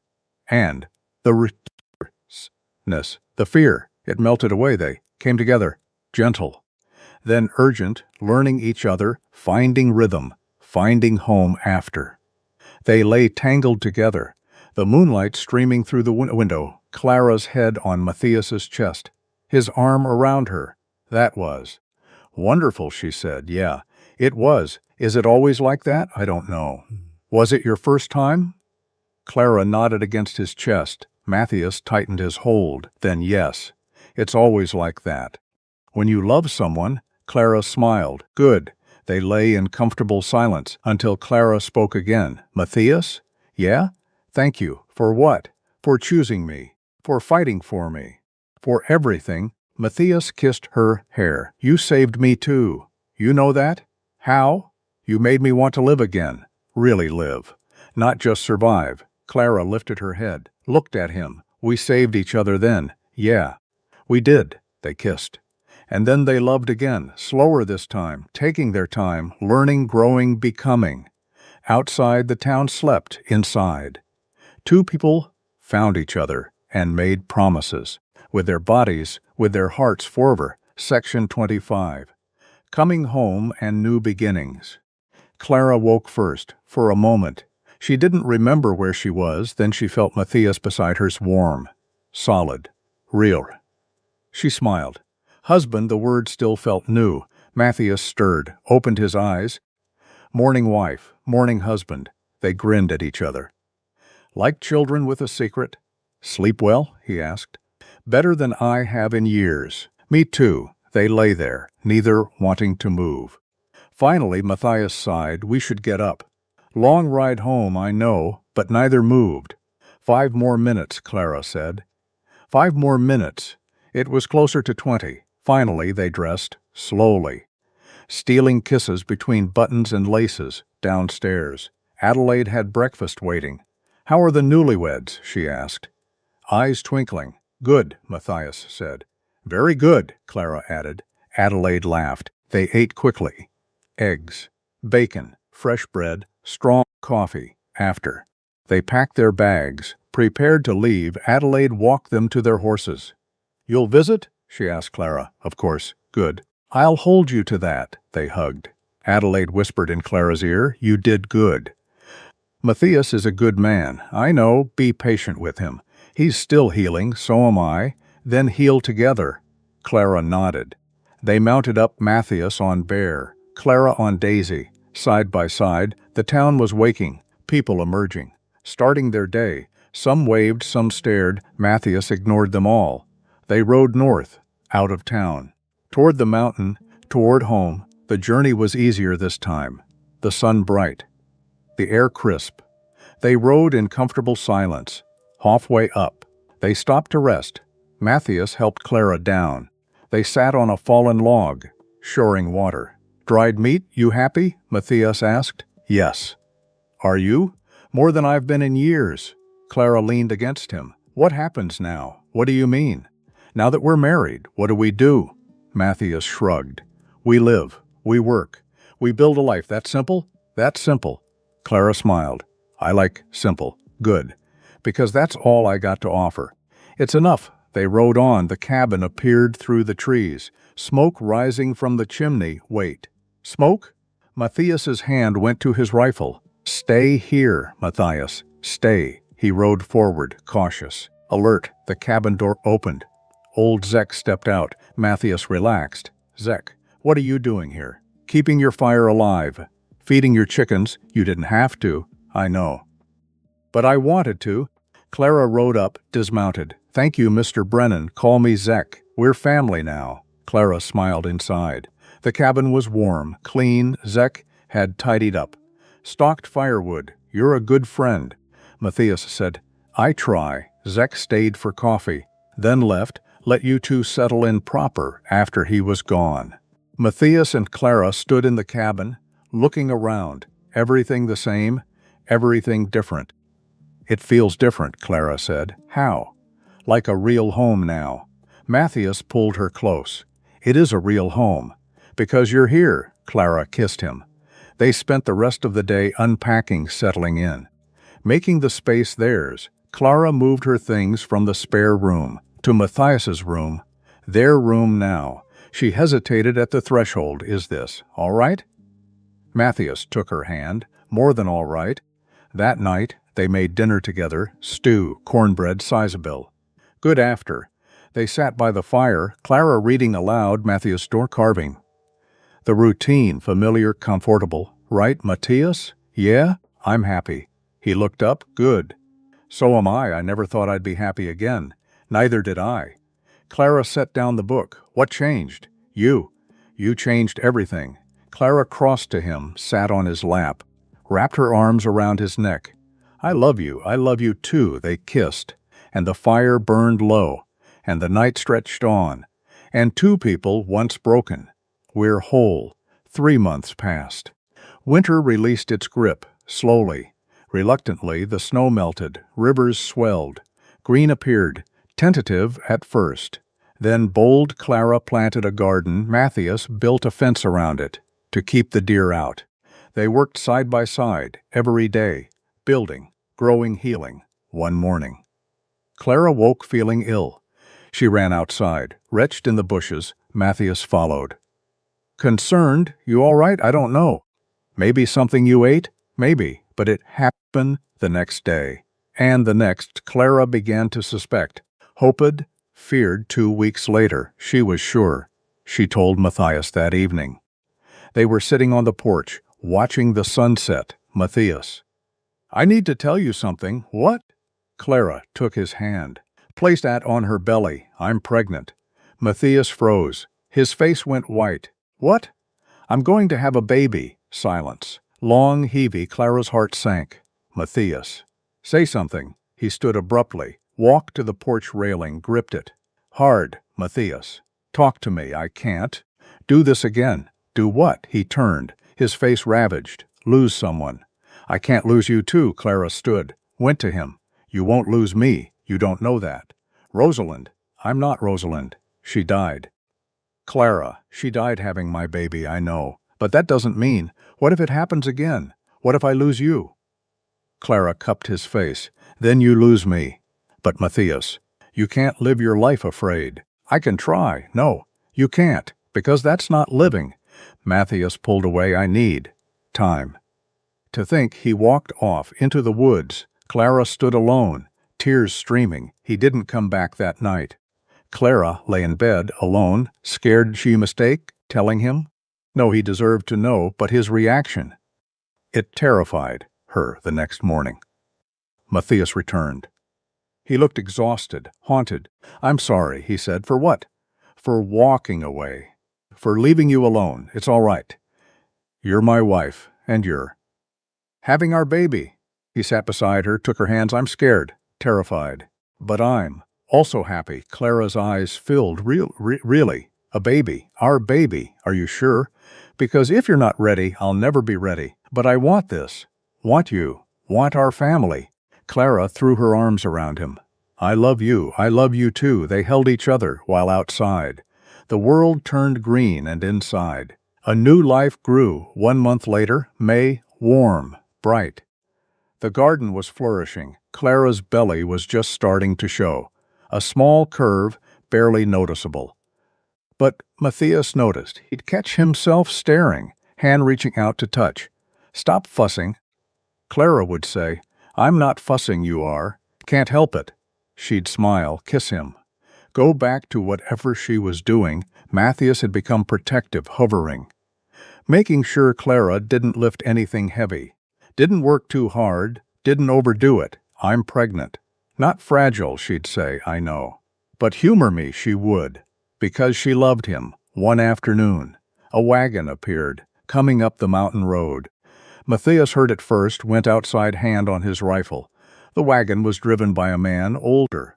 Weathered, beside him sat a woman, and in the back, 2 children small, thin, scared. The wagon stopped. The man climbed down. Matthias Cordell? That's me. I'm Tom Grayson. From the orphanage.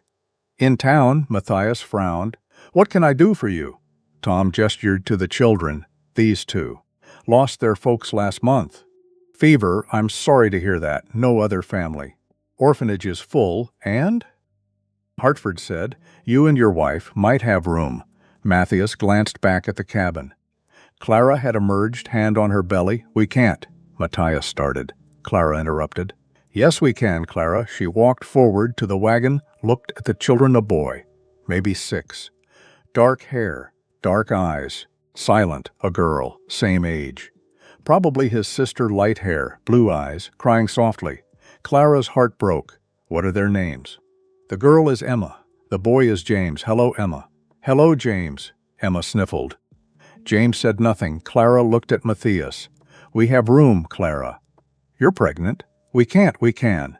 And we will. Matthias opened his mouth, closed it. He knew that look. His wife had decided, all right, they can stay. Tom Grayson smiled. Thank you. Truly, he helped the children down, handed Clara a small bundle, their things. Not much, it's enough. Tom climbed back into the wagon, tipped his hat. God bless you both. He drove away, leaving Matthias and Clara with 2 terrified children. Emma clung to Clara's skirt. James stood apart, not looking at anyone. Come inside, Clara said gently. Let's get you something to eat inside. Clara made sandwiches, poured milk. The children ate like they were starving. Matthias watched, his chest tight after. Clara showed them the spare room. You'll sleep here. Is that all right? Emma nodded. James said nothing. He doesn't talk much, Emma whispered. Not since Mama died. Clara's eyes filled. That's all right. He can talk when he's ready. She tucked them into bed, both of them. In the same bed, clinging to each other. Sleep now. You're safe here. Emma's eyes closed, but James's stayed open, staring at the ceiling. Clara stood, left the door cracked, in the main room. Matthias waited. "What have we done?" he asked. "The right thing. Clara, you're pregnant. We're not ready. We're ready as we'll ever be. I don't know how to be a father." Clara took his hands. "Neither do I. How to be a mother. But we'll learn." Together, Matthias looked at the door, at the children beyond. They've been through so much, so have we. We're broken. How can we help them? Clara smiled. Broken people make the best healers. We know what it's like. To hurt, Matthias pulled her close. "I love you. You know that?" "I know, even when you're impossible. Especially when I'm impossible." They laughed, soft, quiet, not wanting to wake the children. That night, Clara woke to crying. She went to the spare room. Emma was sobbing. James sat beside her, silent, but his hand on her back. Clara sat on the bed. "What's wrong, sweetie?" "I miss Mama, I know. I miss my mama, too." Emma looked up. "You do? Every day. Does it stop hurting?" Clara smoothed the girl's hair. "No, but it gets easier." Bit by bit, Emma crawled into Clara's lap. Clara held her, rocking gently, humming an old lullaby. Her mother used to sing. Emma's sobs quieted. Her breathing evened. She fell asleep. Clara looked at James. He was watching her. "You can come, too, if you want, for a moment." He didn't move. Then, slowly, he climbed into her lap on the other side. Clara wrapped her arms around both. "You're safe now. I promise. We'll take care of you." James didn't speak, but he leaned his head against her. And Clara felt something shift in her heart, in the cabin. These children, they needed her. And she needed them. Days turned to weeks.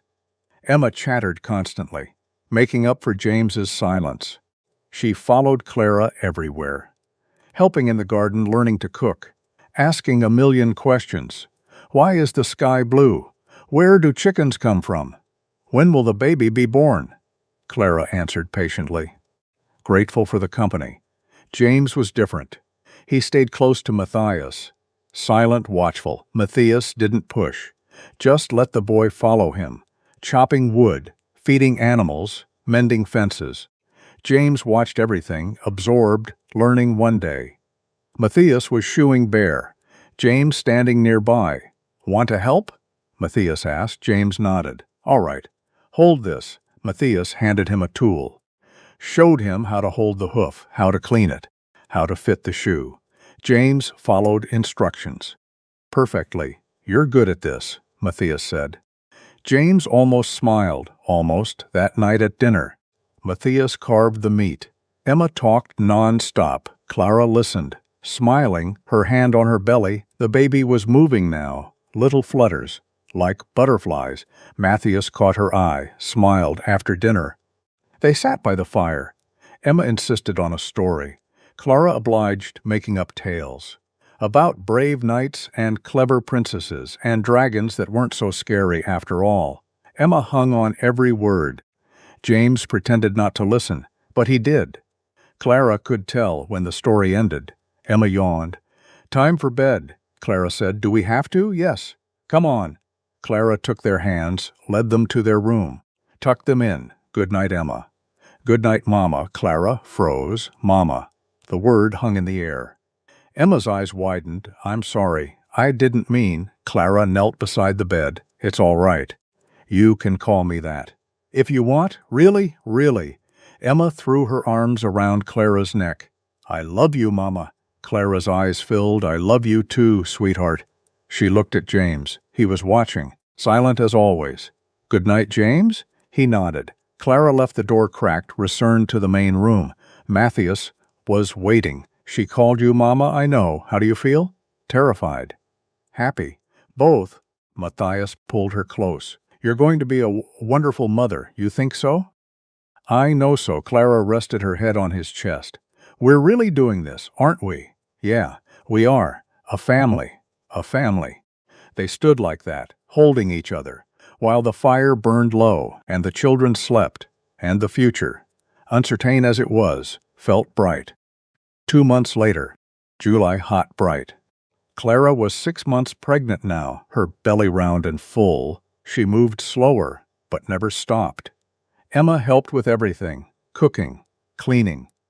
Gardening, the girl was a chatterbox, but sweet-kenned.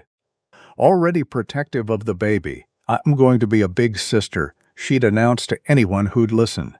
James was still silent, but he'd warmed up a little. He'd hold Clara's hand sometimes when they walked. He'd sit close to Matthias at dinner. Little things. But progress. One afternoon, Matthias was building a crib for the baby. James watched, as always. "Hand me that hammer," Matthias said. James did. "Now hold this steady." James held the wood. Matthias nailed. They worked in silence, comfortable. Finally, Matthias sat back. "What do you think?" James ran his hand over the wood. "Smooth. Perfect." He looked at Matthias and spoke. For the first time in months, "It's good, Pa." Matthias froze. "Pa." The word hung in the air, heavy. "Beautiful." Matthias' eyes filled. "You spoke." James nodded. "Say it again. Please, it's good." "Pa." Matthias pulled the boy into his arms, held him tight. "I'm so proud of you, son." James hugged back. "I miss my papa. But you're a good papa, too." Matthias's tears fell. "Thank you. That means everything." They pulled apart, both wiping their eyes. "Don't tell Mama," I cried, Matthias said. James grinned. An actual grin. "I won't." They went back to work, father and son, building a crib for their family. That night at dinner, James spoke again. "Can I have more, please?" Emma gasped. "James, you talked, yeah. So? You haven't talked in forever." James shrugged. "Didn't have anything to say." Clara laughed, tears streaming. "I'm so glad to hear your voice." James smiled. "Me too, Mama." After dinner, the family sat outside watching the stars. Emma on Clara's lap, James beside Matthias. The mountains dark against the sky. "Tell us a story, Mama," Emma said. "What kind of story?" "A happy one," Clara thought, then spoke. "Once upon a time, there was a man who lived alone on a mountain." Emma giggled. "That's Pa." "Hush. Let her tell it," James said. Clara continued. "He was sad and lonely until one day he found a woman in the snow." "That's you," Emma whispered, "and he saved her." "And she saved him." "How?" James asked. "By teaching him that it's okay to love again, even when you're scared." Matthias reached for Clara's hand, squeezed, and they got married. "And that's us," Emma said. "That's us," Clara agreed. "What happened next?" James asked. "They lived and loved and were happy." "That's a good story," Emma said. "The best story," James added. Matthias looked at his family, at his wife, growing round with child, at the two children who'd become his, at the life they'd built from ashes, from grief, from pain. He'd thought his story was over when Rosalind died. But it wasn't. It was just beginning. "Come on," he said. "Time for bed already?" Emma complained. Already. They went inside, tucked the children in, said their good nights, then retreated to their own room. Clara changed into her nightgown. Matthias watched. "You're beautiful." "I'm huge." "You're beautiful." Clara laughed, climbed into bed. Matthias joined her, placed his hand on her belly. "The baby kicked. Feel that?" "Yeah, that's our baby." "Saying hello." Matthias kissed her belly. "Hello, little one. We can't wait to meet you." Another kick. They laughed, then lay in the dark, holding each other. "Matthias?" "Yeah?" "I'm scared." "About the birth." He tensed. "I know. What if something goes wrong?" "It won't. You don't know that." "No. But I believe it." "How?" "Because this time, we're not alone. We have Adelaide." The doctor. Each other. Clara nodded. "You're right, and Clara. Whatever happens, we face it together." Together, they kissed. And the fear, while not gone, felt smaller, manageable, because they weren't alone. Not anymore. October. 8 months after the wedding, the leaves turned gold and red. The air grew crisp, and Clara went into labor. It started in the night. A tightening low in her belly. Clara woke, gripped Matthias's arm. "It's time." He sat up, alert. "You're sure?" "I'm sure."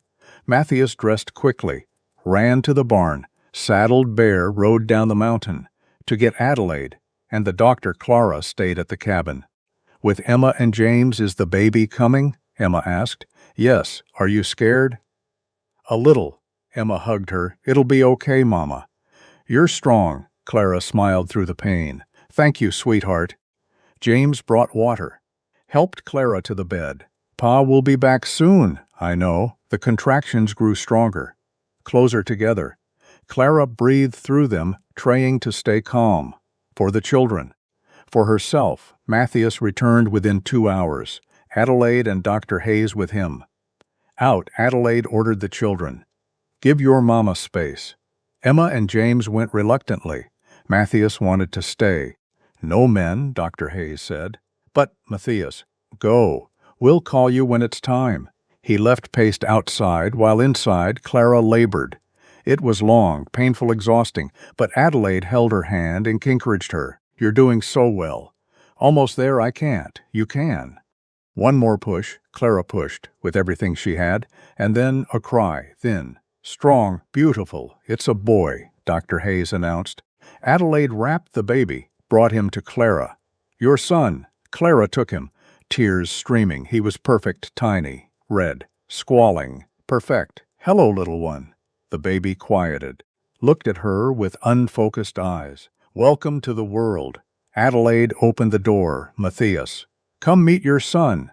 Matthias burst in, went straight to Clara, looked at the baby, his face crumpled. He's perfect, he is. Matthias touched the baby's hand, the tiny fingers curled around his. Hello, son. I'm your pa, the baby yawned. They laughed. Can we see? Emma called from outside. Yes. Come in. Emma and James entered, shy, uncertain. Come here, Clara said. They approached the bed, looked at the baby. He's so small, Emma whispered. You were that small once, Clara said. What's his name? James asked. Clara looked at Matthias. They'd discussed names, but never decided. Now, Clara knew William. After Matthias's friend, Matthias's eyes filled. Are you sure? I'm sure. Zek will be honored. William. Emma tried out the name. I like it. Me too, James said. They sat together, all of them, around the bed, looking at the newest member of their family, and Clara felt complete for the first time in her life, complete 6 months later. Spring again, the world green and new. William was thriving. Fat, happy, Emma doted on him. James was protect. Matthias was besotted. He'd never thought he'd get this. A second chance, a family, love one day. Adelaide arrived, with a photographer, for your family portrait, she announced. Adelaide, Matthias started. Don't argue. Every family needs a photograph. So they gathered. On the porch, Matthias in the back, Clara beside him, William in her arms, Emma and James in front. Everyone smiled, the photographer said. They did. The flash went off blinding. When it cleared, the photographer grinned. Perfect. 2 weeks later, Adelaide brought the photograph, framed. Clara hung it above the mantel. They all gathered to look. There they were, frozen in time, a family built from loss, from pain, from love. We look happy, Emma said. We are happy, James replied. Yeah, Matthias said. We are. He pulled Clara close, kissed her hair. Thank you, he whispered. For what? For saving me. For giving me this. Clara looked up. You saved me first. We saved each other. Yeah, we did. They looked at the photograph, at the life they'd built, and Matthias thought of Rosalind, of the promise he'd made, to protect, to love, to honor. He'd failed her, but he wouldn't fail this family. This was his second chance, and he wouldn't waste it. Outside, the sun set over the mountains. Gold and red beautiful. Inside, a family gathered, around the fire, telling stories, lawing, living, and Matthias Cordell, mountain man. Widower, loner was home, finally truly home.